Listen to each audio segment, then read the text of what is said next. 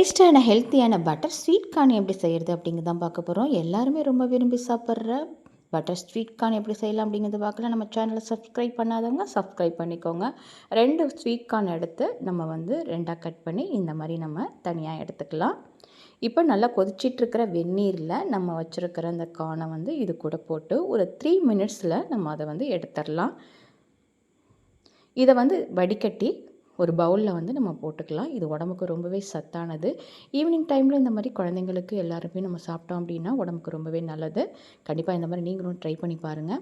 இப்போ இந்த பவுலில் நம்ம வந்து போட்ட பிறகு இது கூட வந்து உப்பு, மிளகாய்த்தூள் கொஞ்சம், மிளகுத்தூள், சாட் மசாலா, பட்டர் போட்டு இதை வந்து நம்ம நல்லா மிக்ஸ் பண்ணிவிட்டு இப்போ இதை வந்து நம்ம சாப்பிட்டோம் அப்படின்னா ரொம்பவே ஹெல்த்தியானது.